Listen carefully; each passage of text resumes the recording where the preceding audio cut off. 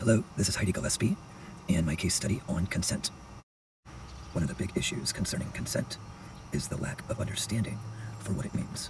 We're going to look at a few definitions from online. This first one is from the Indiana State University, and you can find the link down below the video on YouTube.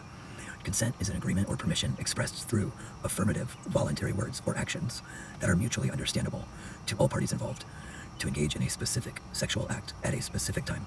This can be withdrawn at any time. It cannot ever be coerced or compelled by force, threat, deception, or intimidation. Consent is never given by one who is incapacitated, and it's never assumed. Another source would be from Planned Parenthood. The webpage is also in the comments below. It is freely given. It's a choice without pressure, manipulation, or influence from any outside source. It's reversible. Anyone can change their mind at any time. Informed. You can only consent to something if you fully understand what you are agreeing to. Enthusiastic. When it comes to sex, you should only do stuff that you want to do, not things you are expected to do or pressured to do. And consent is very specific. One does have the right to say yes to one thing and say no to something else. A tool to use would be to ask yourself, has my partner requested sexual activity from me? If not, they might not be ready right now. Not getting a no is not getting consent. For this case study, our textbook questions come from Living Ethics by Russ Shafer-Landau. First question is, should sex be considered consensual by default? This would just be a very big no.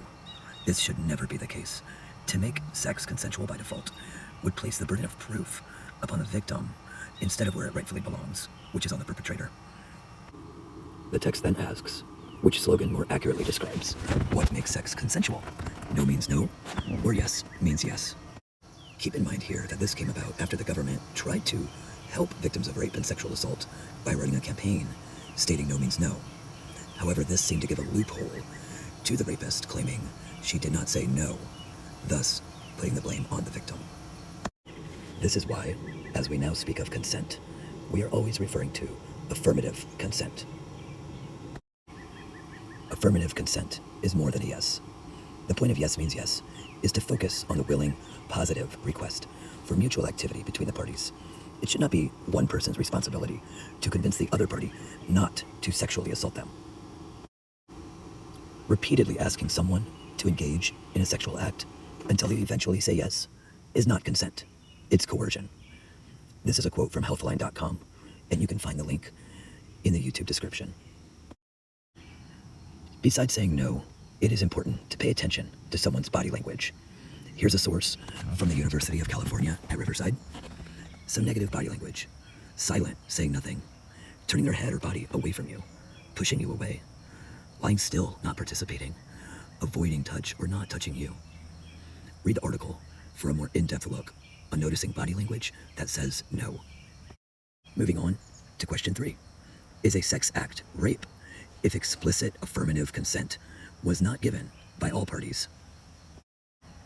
So here we do have a yes. Noted, in a mutually consensual sexual relationship, consent may be through words, body language, etc., but it is clearly communicated, desired by each party, and it must always be affirmative. Any instance where someone says yes due to peer pressure, power dynamics, guilt, shame, coercion, threat, this is not giving consent. Let's look at power dynamics. If someone is under the authority of another person, they cannot consent to sexual activity. This would include a teacher with a student, a pastor with a churchgoer, a youth pastor with a teen, spouses in a patriarchal belief system where the wife is not allowed to say no to the husband, and anytime there's an adult engaging in sexual activity with a child who is a minor. None of these are times where consent is even possible. As stated at the beginning, a major problem we have with consent is the lack of understanding. Many studies have been done, and I encourage you to check out this one. This is a very long article which gave another great explanation of consent. Affirmative consent goes further and places responsibility on the initiators of sex to secure consent through clear and direct agreement, and it challenges any notions of assumed or pressured consent. This was in a study about educating teenage boys about consent, placing the responsibility on the initiator to secure consent, direct agreement, and it must not be just assumed or pressured in any way. Another devastating study done by Peggy Orenstein in the New York Times, quote, In my own interviews with high school and college students conducted over the past 2 years, young men that I like enormously, friendly, thoughtful, bright, engaging young men, have, quote, sort of raped girls, end quote. I cut this sentence short because it goes on to describe things I did not even want to include in this video. Please check the link below in the information section. Things that teenage boys are doing to girls and throughout genders should not be done. They are rape, and we need to do a better job of educating our children and the children around us about affirmative consent.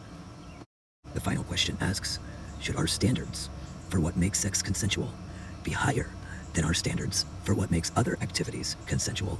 And why or why not? Again, this one is just going to be a yes. To have non-consensual sex, this is literally just called rape.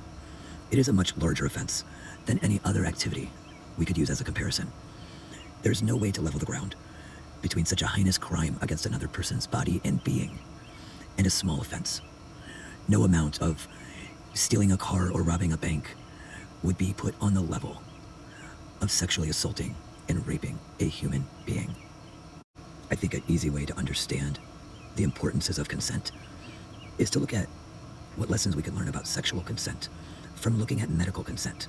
Here's a link provided from the National Library of Medicine stating, informed consent is the process in which a healthcare provider educates a patient about the risks, benefits, and alternatives of a given procedure or intervention. The patient must be competent to make a voluntary decision about whether to undergo the procedure or intervention. Informed consent is both an ethical and legal obligation of medical practitioners in the US, and it originates from the patient's right to direct what happens to their body, end quote. So much we can learn from this. Consent is informed. It means you know what is happening, what is going on. It means you know about the risks and the benefits. Hey, we're going to do this together. Okay, this is mutual, affirming, both people engaged and willing. And what about alternatives? Yes, there are alternatives. If there are not alternatives, you are not with a safe partner. This is a voluntary decision. Competent, not under drugs or intoxicated, competent to make this decision. It is the only right thing to do. Again, please check out the links below for more education and resources. But this is ethics class. Are there opposing views? How about patriarchy?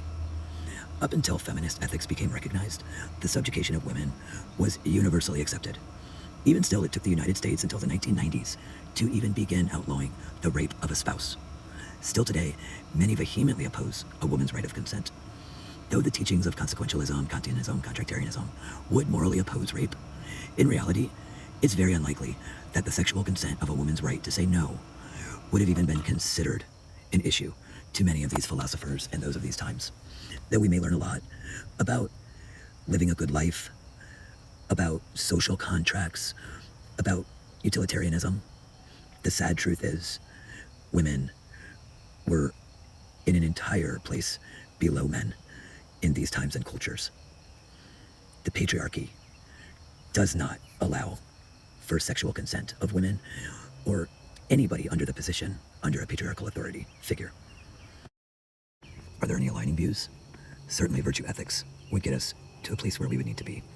Practicing every true and moral virtue would clearly protect anyone from sexual assault, and clear consent would be highly valued. Rape, threat, coercion, selfish desires, abusing, hurting, intoxicating another to do these harmful things to them would all be considered vices to shun and abstain from. To treat others with respect would be a moral standard of virtuous living, as well as the practice of feminist ethics. For if we truly practice the ethics of care, we would be protecting and caring for one another. Using these philosophies, only then can we consider applications from the others. I'm going to add some resources below if you feel like you might need help. At any time you're in an unsafe situation, please dial 911. If you need emergency help to get out of it, please look up human trafficking and find the hotlines and resources. Educate yourself and your children, your family. Teachconsent.org and Consent for Kids from the Harvard University has great resources. RAINN is an organization to help stop human trafficking. Please see below. And I hope that if you are unsafe, you get the help you need, you find safety, and you realize that you are worth it, and you can say no.